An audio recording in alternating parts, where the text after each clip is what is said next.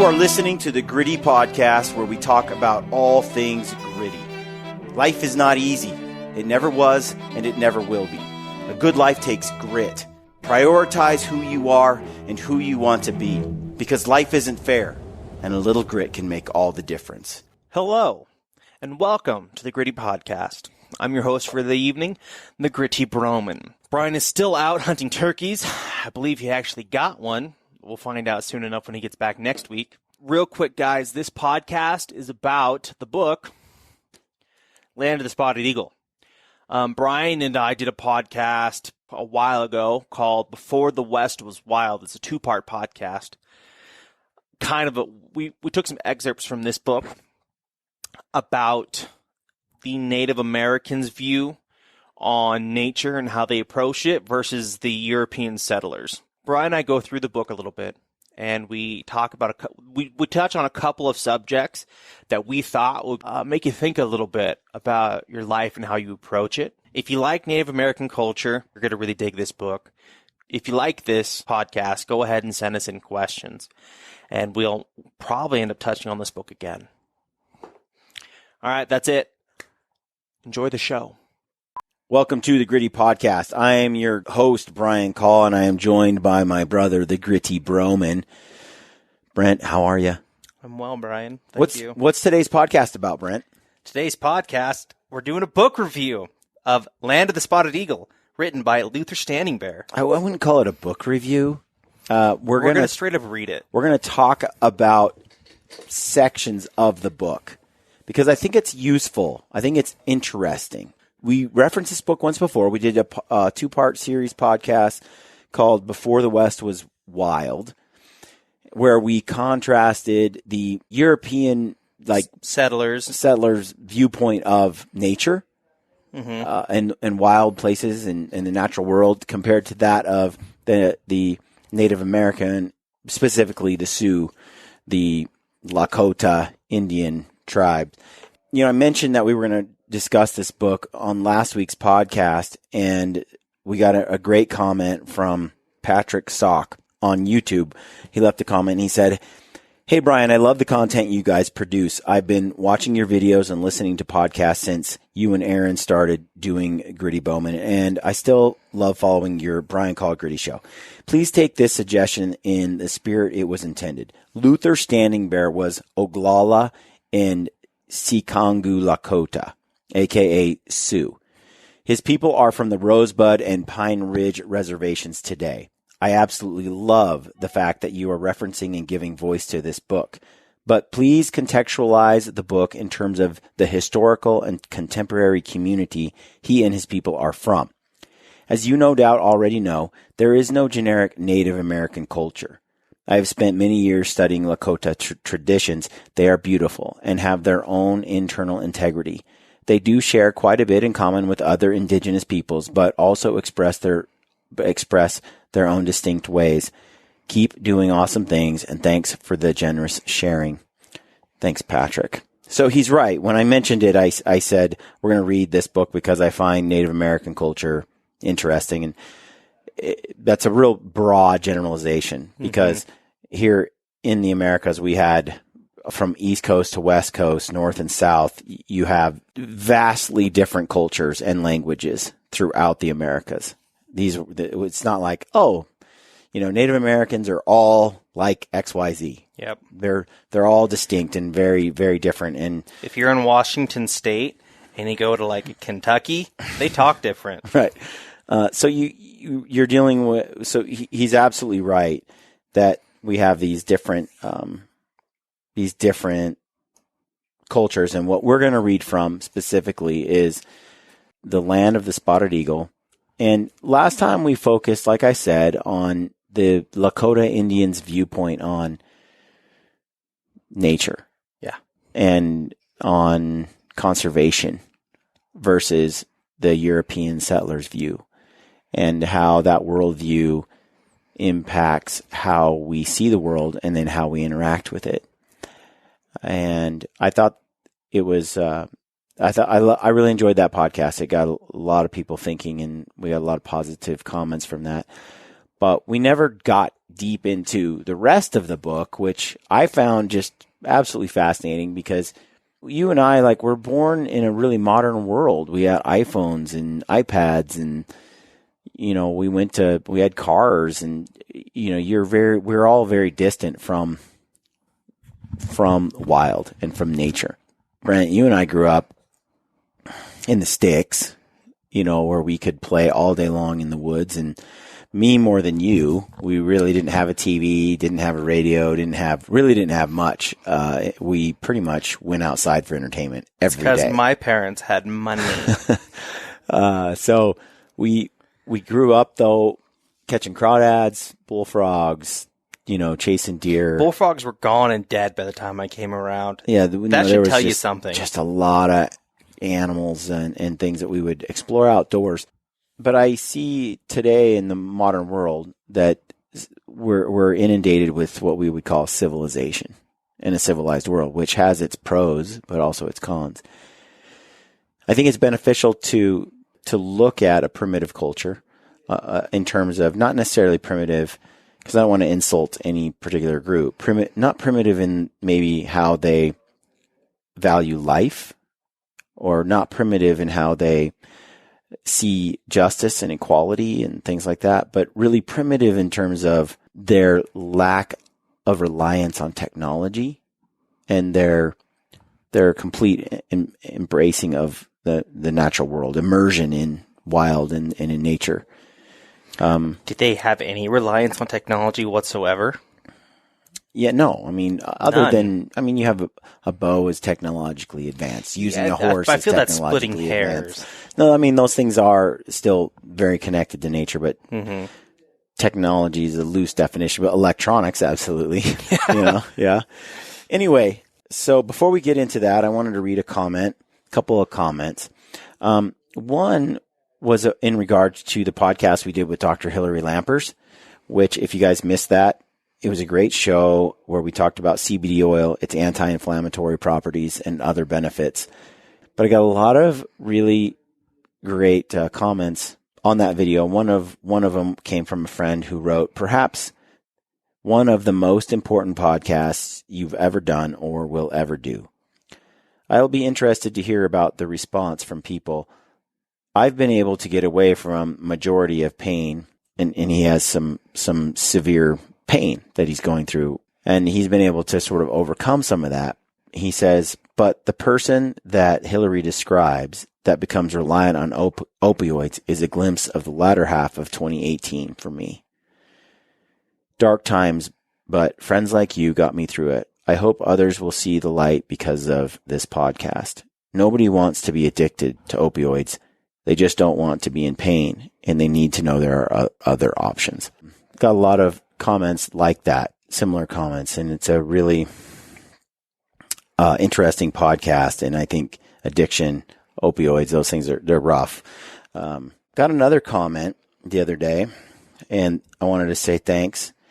This one came in. It said, "Brian, I just wanted to drop a line and say I'm digging the new podcast format with the Gritty Broman being involved. I'll be honest, I took a break from your stuff for a while with all the other podcasts starting up over the last couple of years. I came back a few weeks ago, and man, I think you guys are nailing it with the new format. Anyways, keep it up, and please, more fitness-related stuff. Since March 1st, I'm down 14 pounds from my heaviest ever." Wow, congrats, bro. Yeah. So, good news. We got some coming down the line you're going to enjoy. Yeah, we got some more podcasts coming down the line. Basically, what we'd like to do, Brent and I would like to do, is continue to provide one podcast a week on health and maybe that's diet, maybe that's exercise, something in that realm, something hunting related and something archery related.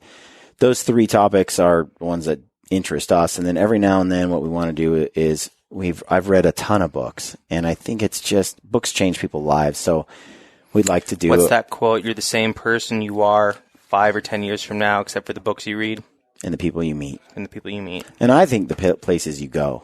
Totally. So I'll add that. I like my wife a lot more after she lived in Paraguay for 2 years. There you have it, folks. So we'll do a little book review every now and then. I've been working on notes to cover the book Wilderness Warrior about Theodore Roosevelt, but by Douglas Brinkley, but that thing is just a monumental undertaking. Another book that we're going to review is Beyond Fair Chase. That's by Posowitz. We're going to do also Can't Hurt Me, David Goggins, and a couple 12 Rules for Life, a couple like that. I love Roosevelt, and I especially love the picture that they used. Yeah.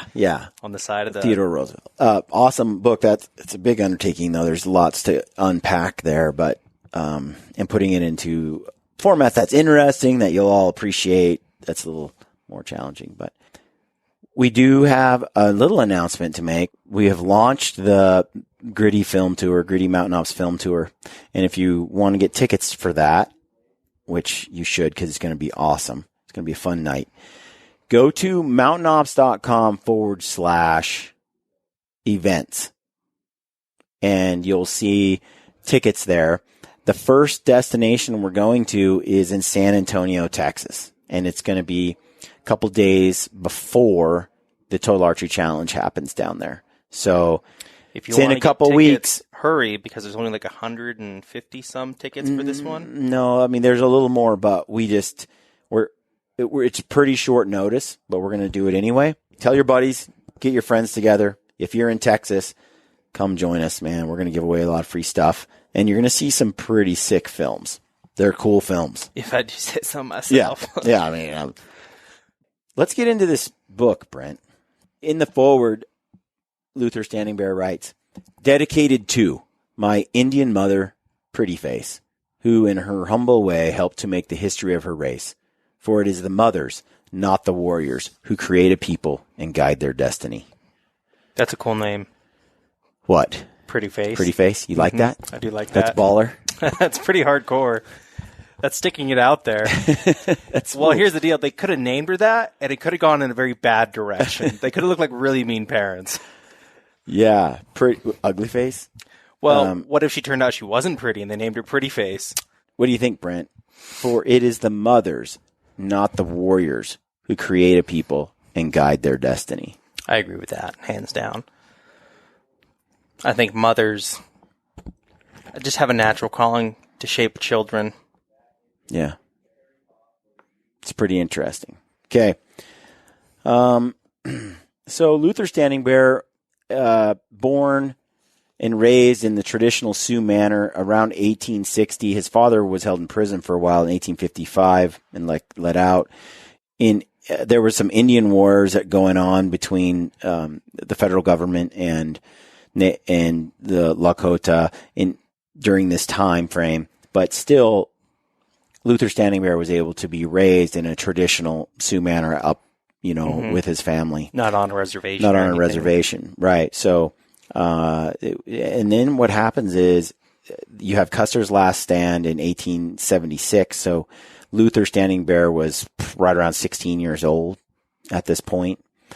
A few years later, he ends up going in 1879 to the Carlisle School to reform, which was there to reform the Indian to make him like the white man. Mm-hmm. Which didn't really work. It's the Carlisle School for young boys. Is that what it was? And then in 1902, he was a member of Buffalo Bill's Wild West show. He left the reservation and came back multiple times. In 1915, in 1931, he returned to the reservation, and in 1933, he wrote this book. Okay. Now, there are very few perspectives we have like this where you have a Native American who was born and raised in a traditional Sioux manner, who was immersed in that life, who then becomes part of the reservation, who then goes to the Carlisle School, becomes educated, becomes completely capable to interact in the white man's world, and then goes to Europe and travels the world and sees everything there is to see out there from the white man's perspective, comes back to his reservation and sees the effects of reservation life. And then who was educated enough, because he was a clerk and did all kinds of things, where because of the culture and the way that they were, most Lakota men were not going to write their names, become part of the white man's culture to this degree. And therefore, you have someone who's very well spoken and understands the European way, but also deeply understands the Lakota Indian way, and now can, Bridge the two and talk about it, right? Standing Bear also became involved in show business in 1902 when he became a member of Buffalo Bill's internationally famous Wild West show. The troupe performed before the King of England. Standing Bear rejoined Buffalo Bill the following year, but a train wreck in Illinois, which killed some members of the group, left him seriously injured. Ultimately, Standing Bear moved to California, where he joined the lecture circuit and became a member of the small group of Indian actors in Hollywood. Late in life, he wrote 4 books: My People the Sioux, My Indian Boyhood, Land of the Spotted Eagle, and Stories of the Sioux. So Standing Bear had led a full life and had a broad range of experiences by the time he wrote Land of the Spotted Eagle. So that's kind of the background on Luther Standing Bear. Quick summary. I'm going to get into what he actually writes about Indian life, as he puts it. Okay, going to the book. This is where he kind of summarizes one of the differences he sees between his people and the European white man. He says, many times the Indian is embarrassed and baffled by the white man's allusions to nature in such terms as crude, primitive, wild, rude, untamed, and savage. For the Lakota, mountains, lakes, rivers, springs, valleys, and woods were all finished beauty. Winds, rain, snow, sunshine, day, night, and change of seasons brought interest. Birds, insects, and animals filled the world with knowledge that defied the discernment of man. But nothing the great mystery placed in the land of the Indian pleased the white man, and nothing escaped his transforming hand. Wherever forests have been mowed down, wherever the animal is recessed in their quiet protection, wherever the earth is not bereft of 4-footed life, that to him is an unbroken wilderness. But since for the Lakota there was no wilderness, since nature was not dangerous but hospitable, not forbidding but friendly, Lakota philosophy was healthy, free from fear and dogmatism. And here I find the great distinction between the faith of the Indian and the white man. Indian faith sought the harmony of man with his surroundings. The other sought the dominance of surroundings. In sharing, in loving all and everything, one people naturally found a measure of the thing they sought, while in fearing, the other found need of conquest. This next line is pretty, I think, poignant. He says, but the Lakota was wise. He knew that man's heart away from nature becomes hard. He knew that lack of respect for growing living things soon led to lack of respect for humans too. So he kept his youth close to its softening influence.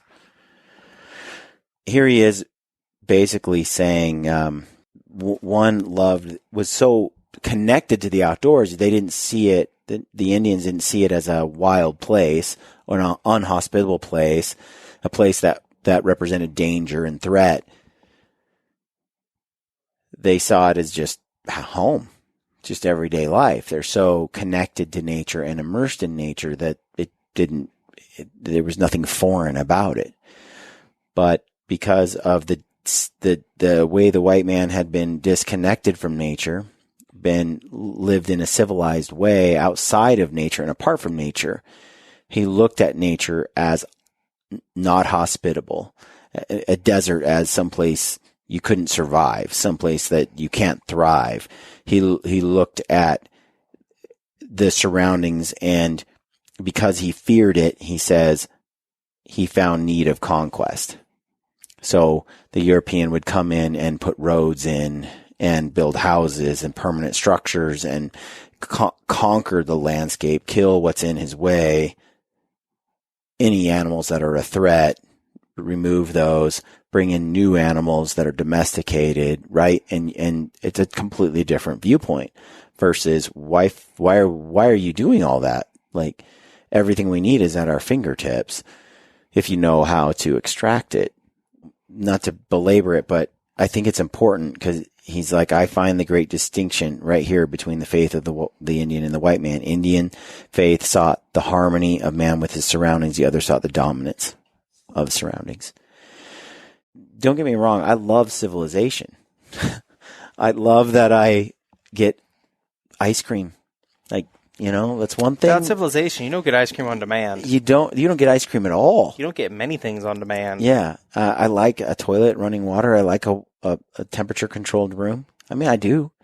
I also recognize that suffering in the backcountry for 10 days in freezing cold temperatures and having to live with a fire and eating what you kill and all of that has a certain peacefulness to it. That discomfort actually supersedes in many ways the benefits of civilization. And I only appreciate the hot bath and the temperature controlled room, fully appreciate those things after I've been freezing my can off, cold, have to work for every bit of warmth and food and water every day in the wilderness. There's something about really appreciating civilization once you don't have it, in terms of its comforts, right? But there's something about not having those comforts that makes you stronger, makes you better. Right here, he talks about the Indian being vigorous. Listen to this, as it kind of ties in with this earlier point. He says, "It is said that nature makes the man to fit his surroundings. If that be the case, then a description of the land partly, at least, describes the people. Our homeland was proportioned on a big scale. There seemed to be nothing small, nothing limited in our domain.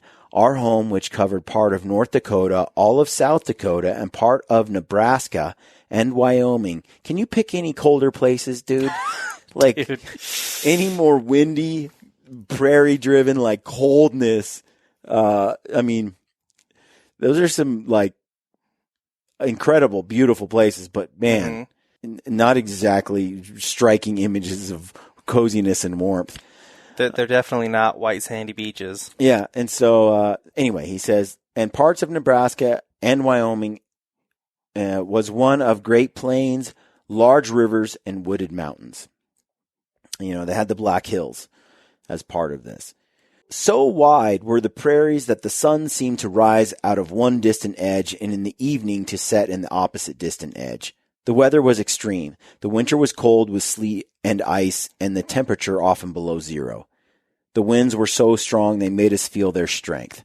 The summers were hot and violent with color. At times the skies were as blue as Lakota blue paint, and as far as the eye could see, the earth was a deep green, while the sun set and red as dazzling to the eye as the white of midday. The rain fell in streams, and the storm warriors threw their lightning sticks to earth and shook our teepees with their thunder." Storm warriors must be in the sky. Lightning sticks must be just lightning? Lightning. "We grew used to strength, height, distance, power. Nature dealt vigorously with the Lakota, and they, with bodies almost bare, became vigorous. What the body was fitted for, the mind was fitted for also, and physical hardihood was matched with spiritual hardihood. There was little fear within. The mental reaction of the Lakota was one of unity with these tremendous forces, and rather than terror, many times the attitude was a welcoming defiance. I have seen a brave, without uttering a word, strip himself to breech clout and walk out into a rain falling so heavily in sheets that a few paces from the door his form was lost to sight. He went out to be alone with the rain. That is true love of nature." Hard pass. I don't know if I'm going to walk out in my skivvies into a torrential downpour. Yeah, make you vigorous. True love of nature. You did Wim Hof. Maybe a bit pruny. You did Wim Hof. Yeah, where I could hide my naked body under the water. Yeah, I'm not standing out and about. Still neck deep in a frozen pond in the early morning in the dead of winter. Yeah, no, I get what they're saying, and I agree with it, really. I mean, there's something about getting your can kicked that just makes you a better person. Well, what do you think it does to, you did the Wim Hof thing for months, like half a year? Almost 9. 9 months. So to get up every day, leave a temperature-controlled space, go outside, strip down to just your underwear, and get neck deep into an ice-cold creek, that sounds like hell on earth. Yeah, that's not pleasant. Every day, it's like that just had to be a mental grind each time. But you did it day after day, and you got to a point not long after you started to where you craved it every day. So why? Probably about 2 weeks. So what's the deal there? At first, it was just a couple of minutes, like 8 minutes. Mm-hmm. And then I progressed up to 3, and then 5, and 15. But there's something about it. It's peaceful. Peaceful? Yeah. I know that torture. Sounds weird. I remember near the end, I would walk out, and you have to do it fast. There's no easing into it. You have to walk out there, do it. Drop down to the water as fast as you can. That's if anyone's trying to dip down into ice, just don't go slow. That's my only advice. But I would go out there, drop down as fast as I could, and within about a minute, I would say it wasn't painful anymore. It wasn't hard. And then it was just relaxing. And I was outside. I was in a pond. I was out in the woods in this cool little, I don't even call it a glade or something. Like there wasn't anything around. There was a couple times deer walked out there while I was in the water. You know how cool that is? I'm meditating in an ice bath, essentially. And some deer come out and I'm like, oh, hey, buddy, what's going on? Hey, man, how you doing? Yeah. It was cool. But the rest of my day was just better. Everything about the day was better. And the days that I didn't do it, I could tell. Surely it rained a lot because we were in Oregon. It rained 3/4 of the time while I was out there. And that's one thing. If your head gets wet, it's a nightmare. It's a little colder? Yeah. I would try to keep my head from getting wet because when the wind comes by with your head wet, like you lose all your heat. Everything goes out. So I'd wear a beanie most of the time. So he says the weather was extreme, the winter was cold, and the sleet and ice and the temperature often below zero. The winds were so strong they made us feel their strength. The summers were hot and violent with color. He's talking about these conditions in nature shaping who they are and what they are. I know from, being hunting for a couple of weeks straight and then another couple of weeks after that, coming home for a couple of days and going out again and spending some serious time out of doors to where I'm experiencing the hot, the wind, the sun. Your body adapts to that over time. And I'd like to say it takes like 7 to 10 days before you really adapt to just being cold all the time and just not caring anymore. Wim Hof talks about this, that discomfort is actually... Comfort isn't happiness. Yeah, he says comfort is the enemy of happiness. That discomfort is actually the window into peace and happiness. If you're out there and you're forced to have to eat bugs to survive, when you come back to civilization, everything's better. You have a whole different outlook on it. But I think it's true about most things in life. Like, comfort is the enemy of success. That comfort is the enemy of everything that you want to achieve. Because there's really nothing in life that's awesome, that is a great achievement or something that's worth having without the work and the sacrifice to get it. No real growth ever occurred in comfort. Okay, there's a section in the book about hunter and warrior. This I thought would be really interesting to all our listeners who are into bow hunting and archery and just, especially going into traditional and so on, just to hear how they are raised with a bow and arrow. And I think it's cool. He says, there were trips to the woods, which both of us enjoyed. I learned that ash was the preferred wood for a warrior's bow. A hunter would use a cherry or cedar bow. The wood of the cedar made a very strong bow, but it cracked easily.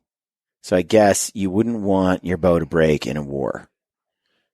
That makes sense. Yeah. So ash was the warrior's bow, where if you're going to hunt, cherry or cedar. So it's fine if you're doing that on a big game animal, but not when someone's coming at you with a tomahawk. So he says, the wood of the cedar made a very strong bow, but it cracked easily. As for myself, I started with willow wood.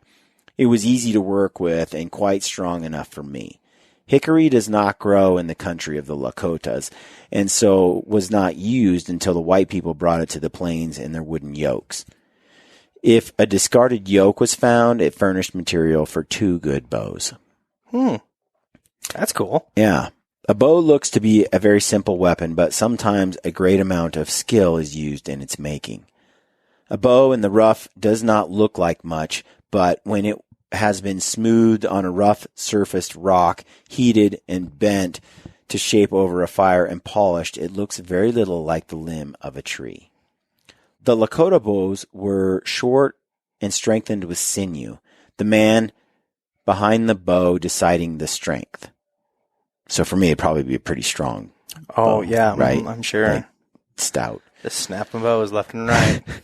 When the bow was shaped, small flattened strings of wet sinew were pasted lengthwise on the back until it was covered. The ends of the strings did not meet flush, but each extended, wedge-shaped, past the other, thus adding the strength.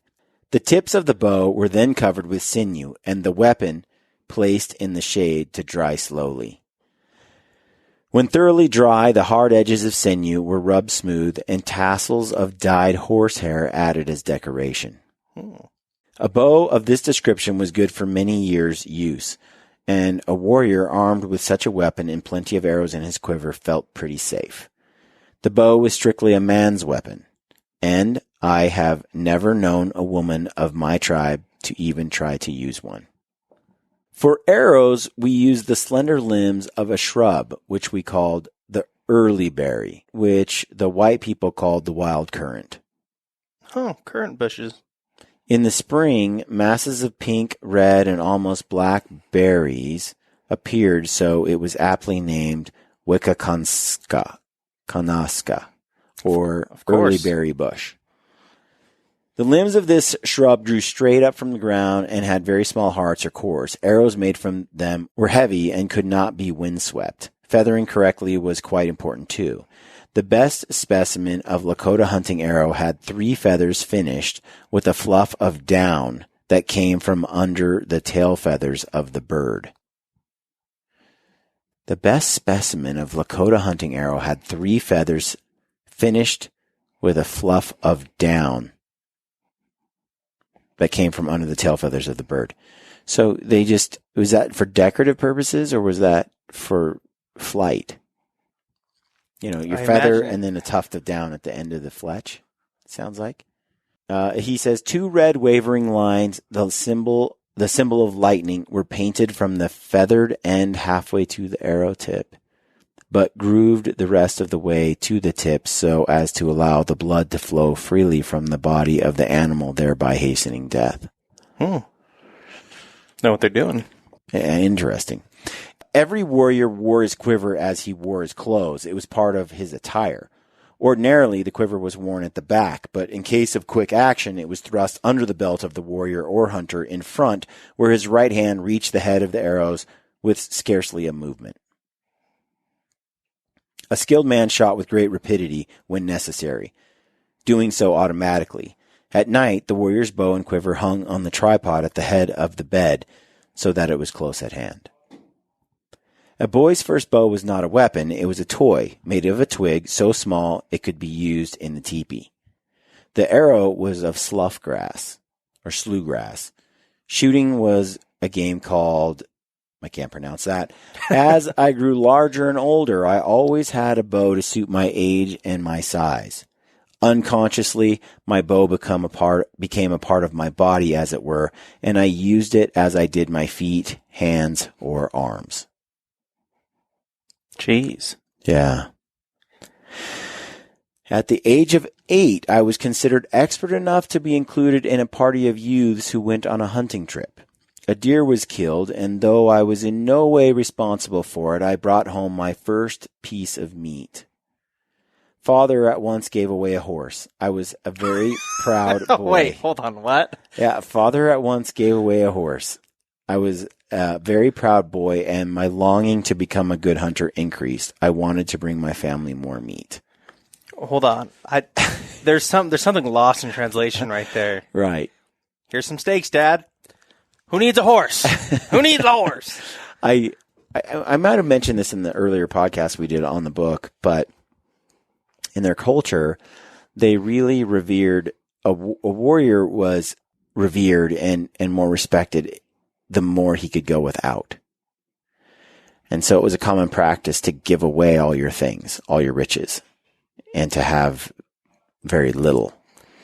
It was a showing of strength that you didn't need anything but that you were all you needed. I think this is part of that culture, and maybe we'll read about it a little bit further on, but giving away the horse, I think, is a show of gratitude for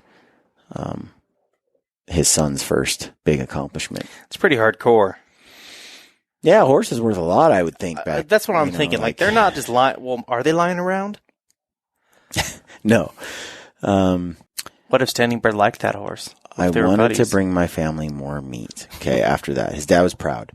Just as unconscious skill came to me in the use of my bow and arrow, so it came to me in riding a horse. When I was on my horse, I might have been part of him, for nothing but force could unseat me. When too small to leap to his back, I ran and climbed up his foreleg like a squirrel, and was on the go while climbing. For small chance a slow horseman would have getting away from a rapid-firing arrow expert. Basically, a slow horseman has very little chance of getting away from a rapid-firing arrow expert. So you better be able to get on a horse and get on it fast, even while it's still on the run. Because if someone's shooting at you, you're a dead man. Oh, okay. So you had to learn both skills. To shoot, but then also to get on a moving horse. And when he was too small, he'd shimmy up the leg. When he got older, he could just grab the mane and pull himself up. He says, always we kept in mind the skill of the enemy. He also learned how to recognize horse sense and intuition. The horse is continually giving signs of what he sees, hears, or smells. In the daytime, the Lakota horseman watched his horse's tail and ears. With these, he indicated the presence and direction of animals or people. At night, he snorted at any unusual smell or sound. My father once had a horse which was as good as any watchdog. At the slightest cause, he would snort his distrust or displeasure, then run straight to father. For this reason, father used him in his journeys, as he could lie down at night feeling sure that nothing would get near without a warning from his friendly sentinel. So quite the close relationship with the horse and the bow. So from the time they were tiny, he said his arrow was a piece of grass and you could shoot it inside the tent on his first bow. It was such a little tiny thing. As he got bigger, he got a new bow all the time. Yep. They continued to grow with the bow and continued to grow with the horse. You think about it. They were renowned horsemen and archers. But when you look at a traditional bow and you see how uncanny accurate someone is, there's a difference between someone who grows up doing that every moment since he was a child with certain form and technique and teaching, till it becomes an extension of his body, to then someone like you or I going to get a trad bow next week and learning how to shoot. There's something to say when you do that, and not only one person, but then the next person, and then the next person. You have generations of people that are doing this. Yes. It's a craft. It's part of survival, both in war and in hunting. It does survival, twofold. period. Yeah. One of their most important tools. Going back to the book, he says, the hottest summer sun on a bare head brought no complaint from Lakota, for weather in any form was never a topic of conversation. Such complaints as, it is too hot today, or it is not warm enough, were never heard. To complain against the weather would be denying the praise offered to the great mystery each morning for the day and all it held. However, the evening sun was watched for a forecast of weather, and if a ring appeared around the sun, a storm was looked for soon. Wow, that's cool. I have an app that does that. Right. Well, yeah, you'd be screwed if you ran out of batteries. Okay, so, but that's interesting. They didn't complain about the weather. It's like, What a weird thing if you grew up in a culture where you're like, it's too hot? That's just what it is. It's just hot. Like, well, that's like the first way they teach you how to complain in today's society is the first thing you I'm take a swing at. uncomfortable. Yeah. Yeah. Talk about the weather. As the Lakota looked at the sun, he drew in great breaths of pure morning air. With bare feet upon the earth, breathing was done consciously and deeply, sort of Wim Hof-y. The air was considered more bracing and more exhilarating before the sun had thoroughly warmed it, which was another cause for early rising. So they got up specifically to breathe cold air. Yeah. Yeah, you get conditioned to that, you're going to be pretty stout. I'm going to work on that, Brent. I don't believe that for Get a up second. in the dark, go outside and breathe the stout air. Yes. The person who would not get up and drink in the morning air with the first rays of the sun lacked zest for the day's adventures. Boom, baby. Brent, would that be you? Lacking zest? I have zero zest. Morning was the only time in which to energize body and nerves, and the morning air the only stimulant to awaken senses. I need to get these guys a cup of coffee, bro. There were no herbs, roots, drinks, nor rich food to urge one to greater activity. I mean, work with what you got. I mean, if that's all you got, I mean, yeah. The morning air supplied all that was necessary to create appetite and send the blood healthily on its course. It's a different philosophy. Get up while it's still dark, breathe in freezing cold air, and that gets you going. That does not get me going. Maybe back to bed. Back to the book. The use of water was part of the Lakota's morning ritual, just as was prayer or breathing, and never was a mouthful of food eaten until a long drink had been taken. Gets the metabolism going. But no water was swallowed. What? Until the first mouth had been thoroughly rinsed. So they didn't brush their teeth per se, but they always rinsed their mouth out first, then ate. This was considered such an important health measure that children were instructed to follow the rule until habit had been formed. As the Lakota did nothing aimlessly, there was beneficial reasons, no doubt, for this habit.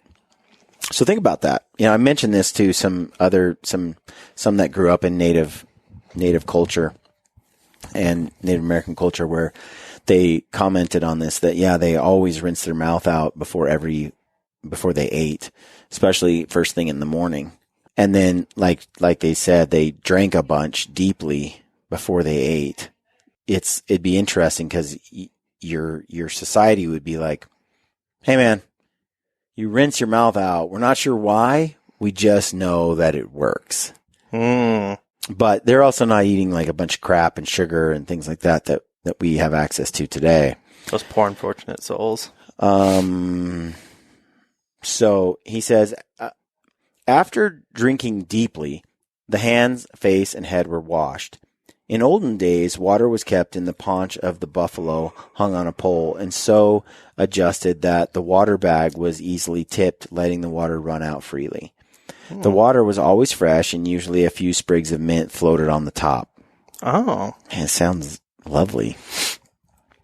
There was no stinting in the use of water, for Lakota villages were nearly always located close to a stream. So they weren't stingy. They weren't stingy with water. They got down with it. Early morning or before breakfast bathing was the rule with the men and boys in both winter and summer. Cold, frosty paths leading to the stream and ice-covered water did not weaken the hearts of the Lakota braves, and I can remember seeing men and boys breaking the ice in order to have a plunge before breakfast. The women and girls generally bathed in mid-afternoon when all work was done and they had the village more or less to themselves. With them, it was not a hasty plunge, but they sported about quite a good deal. Water games were played, and their laughter could be heard for some distance. These guys like their water, man. They've got a couple of things that they're obsessed about: bows, horses, water. Meat was the main article of food, the staff of life, eaten at all meals and in all seasons. That's what I'm talking about. If the scout carried food, which was seldom, it was usually a little meat dried in the form of wasna. Wasna. Which I think we talked about before, which was like berries mixed with meat, sort of into like a... Kind of like pemmican? Yeah, I think so. Maybe I'm wrong. Don't quote me. Whether meat was fresh or dry, it was usually boiled. For soup was the universal dish of the Lakota, being liked by young, middle-aged, and old. In olden days, food was boiled in the paunch of the buffalo, which was hung on a rack. I obviously say they don't have metal pots. How are they making soup? Hot stones kept the food boiling until it was cooked. Meat roasted on an open fire was wholesome, and the ashes which touched the outside not injurious but cleansing and stimulating to the system. Brains were used to thicken the soup, and tripe, either boiled or roasted, was a favorite dish. The intestines of the buffalo were thoroughly cleaned, looped over the end of a stick, and roasted to a crispy brown over a hot coal fire, or again, as if to make this good dish more enticing, the strips were braided or looped in chain stitch before putting over the fire. Even their food is pretty. About the soup thing's blowing my mind. I've never. What do you think about that, Brian? You want some soup out of a buffalo hide? With hot rocks. I get that, but it's touching hide. Yeah, but have you seen that the hides that they get, like a bladder or a hide, where it becomes like a hard? It's sort of like a bladder, a water bladder. You know, turns into like a shell type deal. Yeah, I mean that's how before the advent of metal and clay, you know, human beings have been using hides to boil for centuries. Okay, so he says, about once a week, the Lakota ate a small piece of raw liver or kidney and considered it quite necessary to good health. There you go, Brent. I'll leave that one up to you, Brian. Let me know how that works out for you. Once a week, small piece of liver. The old folks said that they had always eaten the liver and kidney raw because it was good for them, and fed it to little children so they would acquire a taste for it. What's interesting is you give it to them as a kid and they're okay with it as an adult. Raw liver is now being recommended for use in the treatment of anemic patients, but the Lakota discovered that long ago, and there were no anemics among us. The Lakotas were not habitual raw meat eaters, but if for some reason hungry hunters thought it unwise or unsafe to build a fire, they ate without cooking the liver. The liver, the kidneys, tripe, marrow, and spinal cord. Nowadays, the spinal cord and the brain offer some serious risks with CWD and other diseases. Yeah. Someone wrote in the other day and asked, are you worried about eating organ meat because of CWD? In general, when it comes to liver, kidney, or heart, I'm not concerned. Yeah. Testicles, none of that bothers me. Anything to do with the spinal column or the brain gives me a little, I stay away from it. Yeah, it's not worth the risk. I don't really know what, I just know that there's a lot of diseases associated with that now that kind of give me pause. I honestly don't know enough about it. Just don't consume it. I'd be interesting to go and research that a little further. The blood of animals was never drunk, with the exception of that of the deer, and this only occasionally and sparingly. I wonder why only deer. But not buffalo, not elk, not antelope, but deer. But done sparingly. I don't know why.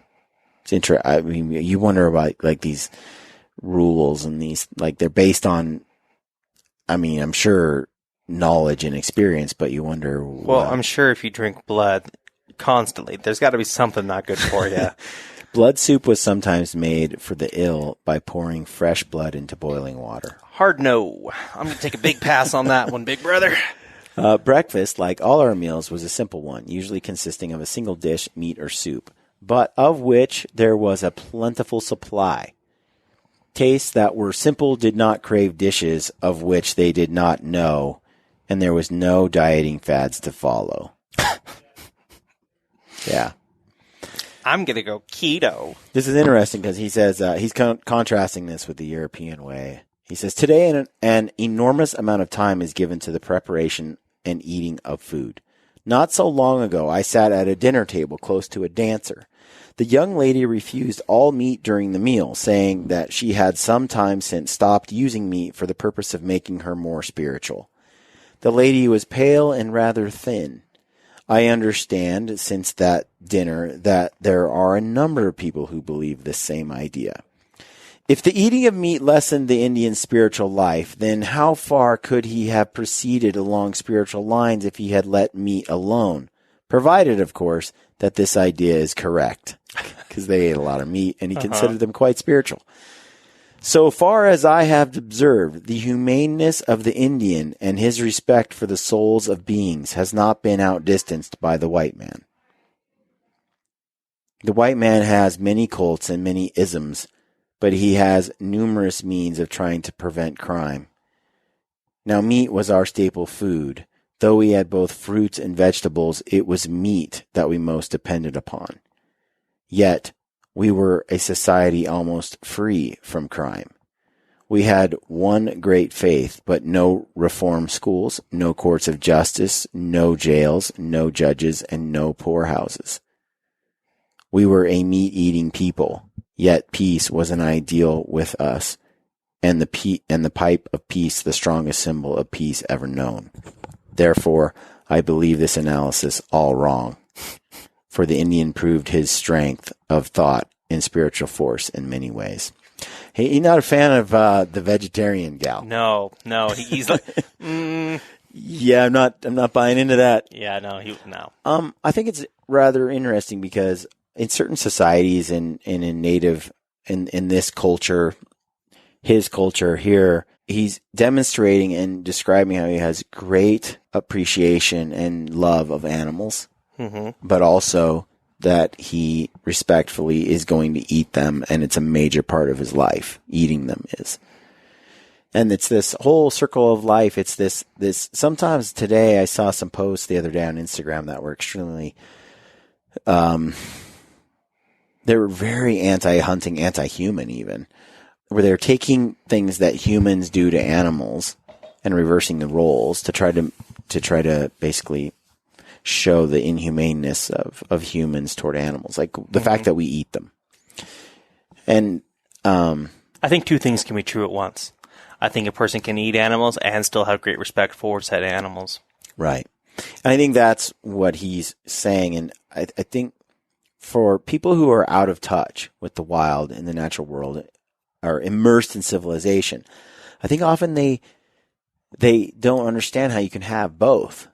And they naively think that they are not impacting the natural world in a negative way, which simply isn't true, whether you're a vegetarian or a vegan or anything else. You have your impact one way or another on the natural world.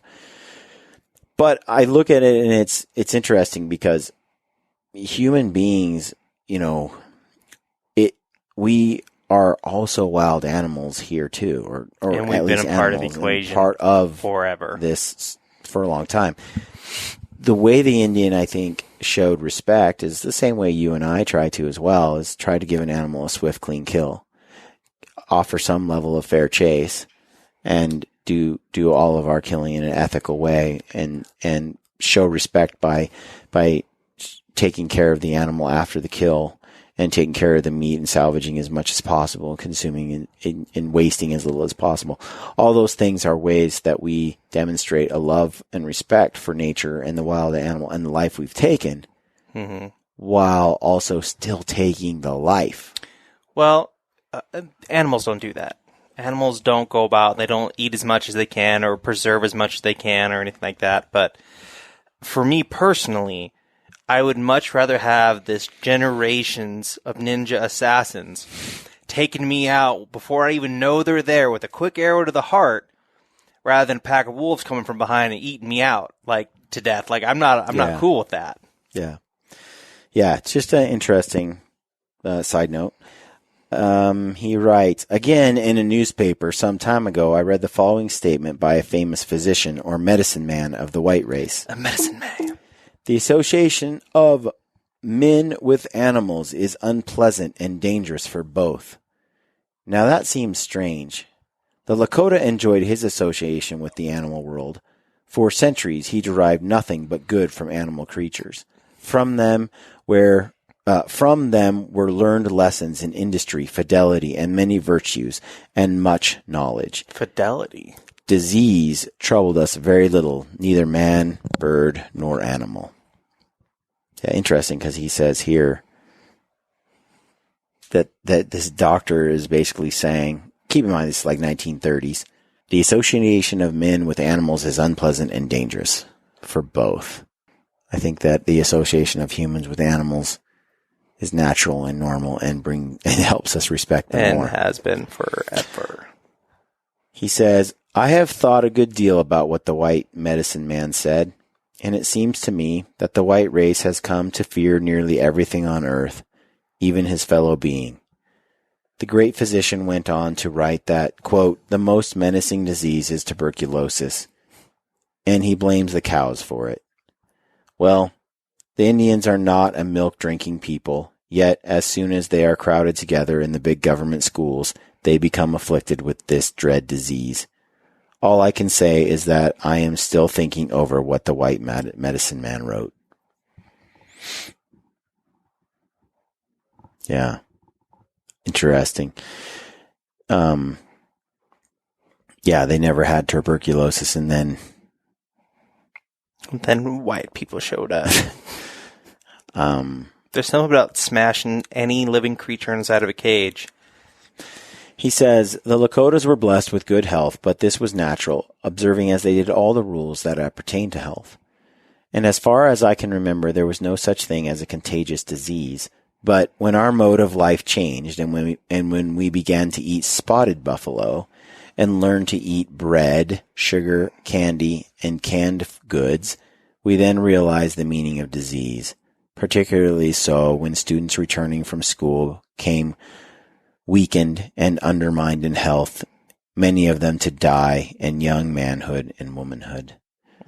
I can remember grandfather, old when I was just a child, deploring the situation, saying there was a time in his memory when people did not speak of disease. It was not a subject of conversation, not being an experience in life of any importance. A disease-free existence makes you think about our own diet, right? In the natural world, the civilized world we're in today, because we are plagued with disease. Cancer is an epidemic. We're plagued with disease. How much of this disease, he's like, as soon as they started eating sugar, what's he say? It's like sugar, candy, canned goods, bread. They all fell apart. It's true.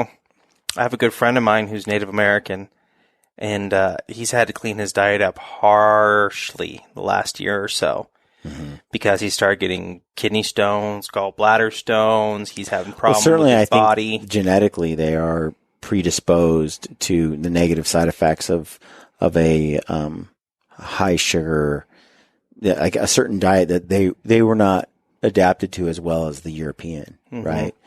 There's certain genetic profiles of individuals that do just fine on milk. And then there are those that are extremely lactose intolerant. And if you grew up in a world for thousands of years, your ancestors consumed milk. Well, you're probably fairly well adapted to it versus, Yeah, those Swedes, man, they can chug milk. Makes you think though, because you look at how clean they eat, basically everything from the wild in a natural form.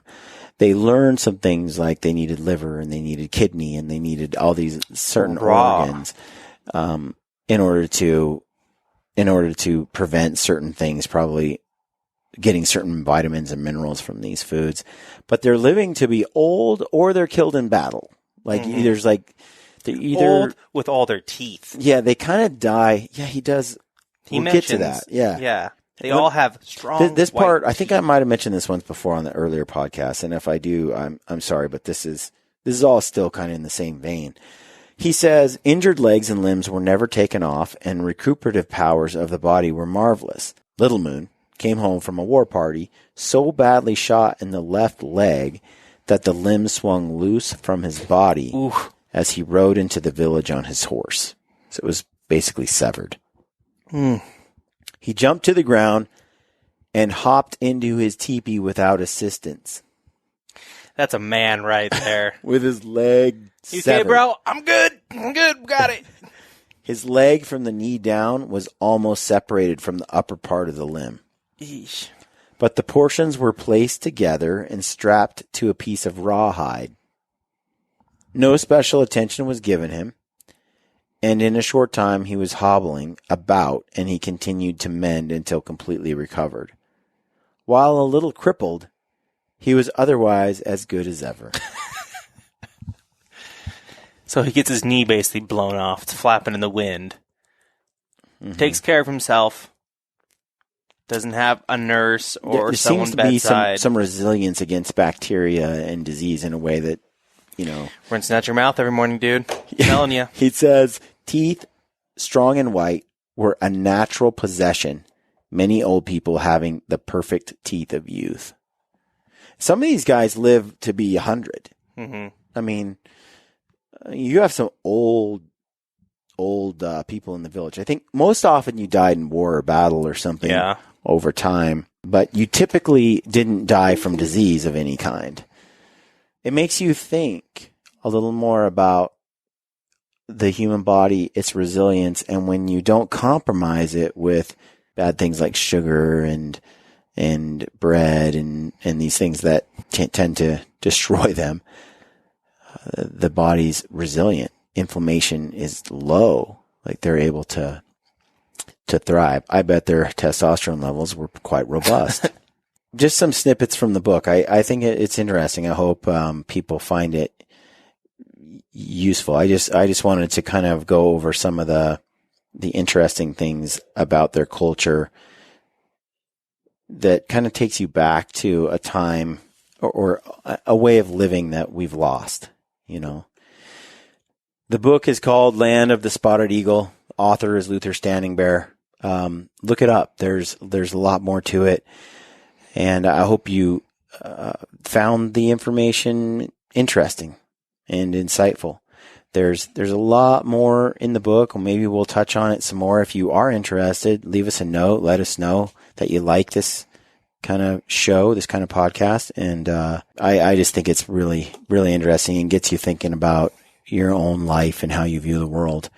It's nice to delve into other cultures, especially ones so connected with nature in a very primal and natural way. So, all right, that's it.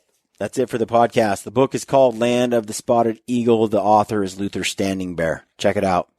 There's a lot more to it. I think it's beneficial. I think it's good to dive into other cultures to learn about them, especially a culture that is so connected to nature and so immersed in the natural world, something that in our modern civilized world, we've just forgotten or lost. So, hope it made you think. Thanks for tuning in to the Gritty Podcast. Leave us a review. We love you when you do that. We very, very much appreciate that on iTunes. Sign up for the newsletter. Go to briancall.com. Sign up for the newsletter. We got cool stuff we're going to be announcing and sharing through that newsletter. And stay gritty, friends.